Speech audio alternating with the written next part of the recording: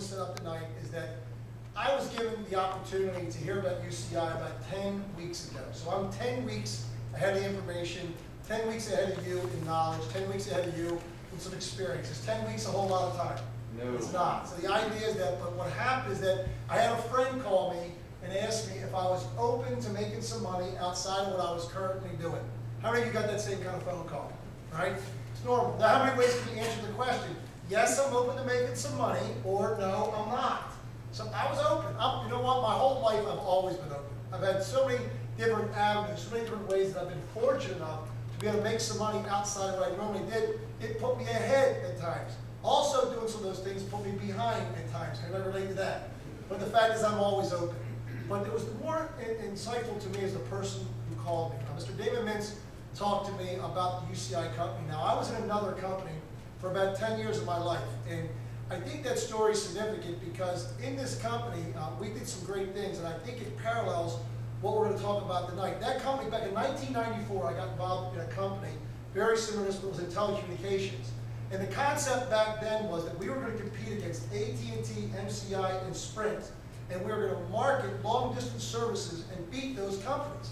And the idea was that they were charging 27 cents a minute for a long-distance phone call back then, and we were charging 19. So my mom, my brother, my aunt, my uncle, my cousin, my friends were all going to be able to become my customers with this company that I was marketing. And every time they paid their bill, I would get paid a percentage of the bill. It was exciting to me. You know what? And at 29 cents versus 19 cents, it was so easy to get customers because everybody was with the same money. But that industry blew up. But the first year I was in that company, the company did $2 million in business, and I was excited about that. You know what? Over about a 9-year run, I saw that company become almost $1 billion company. I saw them go from a couple states to 50 states. I saw them go into about 18 different countries.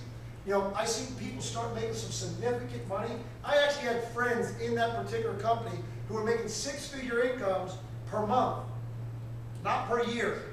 So my belief level when you talk to me about opportunity is really way up here. And tonight's goal is just to introduce you to a concept that may be very, very new to you. Some of you may have already been in the industry and done something like this. But tonight is just about you saying, you know what, I get it. Maybe you get all the facts, you get all the information, you say, I want to be part of this. Some of you may say, I need more information. That's okay too. We're just going to direct you. This is a pre-launch meeting. We're not even in yet. If you wanted to, you can get involved, but you can't start. Does that make sense? We're going to talk about that in a little bit. But my job is really to educate and bring you up to speed because I think it's important that, you know, the company already has a track record, even though it's a short track record. The company launched in Ohio. And the slides I'm about to show you are going to talk about that, but I want you to see a little bit of what I saw. I said yes to UCI because I had some friends in the Ohio marketplace. And I figured I could build in Ohio while we were waiting for Maryland to come.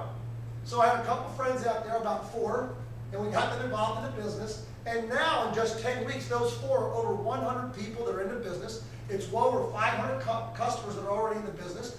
That's pretty significant. And I was doing it from Maryland, where obviously I don't live in Ohio. But the company as a whole has been launched, and in 4.5 months, the company's already exceeded over 15,000 customers, over 2,000 reps. They've already paid out over $400,000 in commission in 4.5 months, and they're just getting started in one particular state. The idea, my vision, is not what we're going to do in Maryland, what we're going to do in the entire country and around the world. This opportunity tonight is not just Maryland, it's the whole country. So I want you to understand when I say that I think this company is positioned perfectly to become a billion-dollar company. I think that's really an understatement. And I don't want to sound like I want to try to sell it to you because the fact is, would everybody agree that gas and electric is a huge industry? Yeah. You know, it's over $1 trillion by itself. Does everyone have gas or electric in their home? Practically everybody. If you didn't come to this meeting tonight, would you still have to pay a gas and electric bill? Would it be safe to say that you're already involved? Yeah. I'm going to show you to be on the side that gets paid versus the side that just pays. If you could make money every time somebody heats or cools their home, would that be okay with you? Yeah. Matter of fact, when you left your home, did your gas and electric stop running? No. So right now, you're accumulating a bill at home. Right. Does that make sense? Yeah. So gas and electric is an industry where the bill accumulates 24 hours a day. So if you can make money 24 hours a day, would that be okay? That's kind of like where we are. So this is the reason why I said, yeah, this makes a lot of sense to me. You know why? Because back in 1994, when I said yes to that other company, it was about the phone business. Everybody had a phone. They were already using a phone. They were going to continue to pay for a phone. And the idea is that if I could pay the piece of somebody's bill they were already using, that was a key point because nobody was spending extra money. You're already paying for a gas and electric bill. All we're going to do is transfer that money to the initials of BG&E over to our company. Does that make sense to you guys? So the reality is, nobody, when you can get involved in a nutritional company, a vitamin company, whatever it may be, but that usually means extra money. Somebody's already not using a vitamin, now they got to spend money to buy vitamins. So it's another $50, $60, $100, a couple $100 a month. Here, no additional money. Oh, we're talking about saving people money. So we can save you some money and then show you how to make some money. Would that be okay with everybody? Yeah. See, the kind of bill I like is that my entire life, I think when I bought my first house, paid my first bills, I was around 20. So not my parents were paying the gas and electric bill, I was paying it. So now I'm 48 years old now, I think I've been paying a bill for 28 straight years. And you know what else? I think I probably will pay for the next 28 straight years too. So it makes sense to me, why not get paid? If I could show people how to make continuous flowing residual income, I could do something today and get paid next month, the following month, the following month, the following month for doing something just one time. Is that okay with you? Most people make linear income. Most people get paid by the hour, or they get paid by a weekly salary, or they get paid a commission. They're all one-time events. But if we can make money month after month after month after month, would that be far greater than getting paid one time? Sure it is. So we're talking about making some additional money. I want to reduce your fear. It's not about you quitting your job.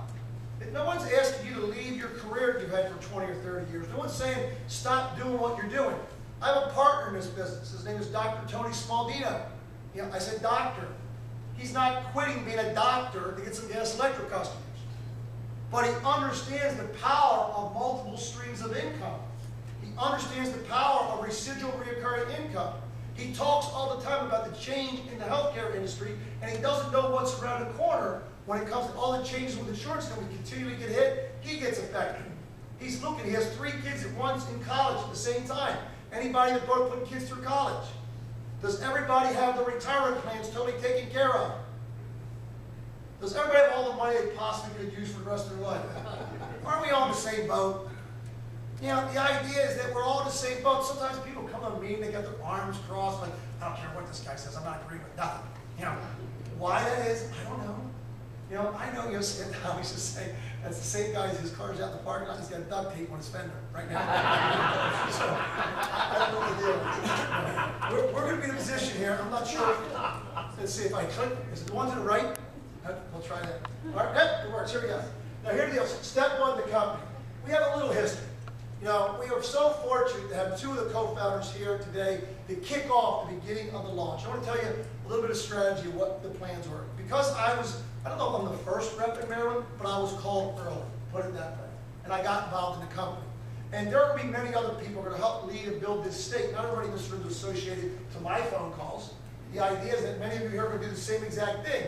But in this meeting, I had a plan. We want to have at least 50 people in the room tonight, 50 people in the room in Annapolis tomorrow. Those 100 people we'll work with over the next month. We'll turn them into a couple hundred people. And when we have meetings again in July and launch the company, we'll have 200 to 300 representatives the day we open the company. We'll take those 200 or 300 reps, each teach them how to get 15 to 20 customers, and the company will have 10,000 customers in no time here in Maryland. Does that make sense to you guys?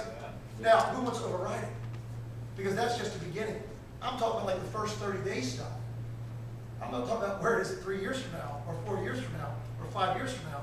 We have over 1 million possible customers here in Baltimore and Maryland alone when we compete against BG&E. Or the exact number is over 600,000. Just to the gas side, right? Just to the gas side. How about the electric? It's phenomenal to see what's going on.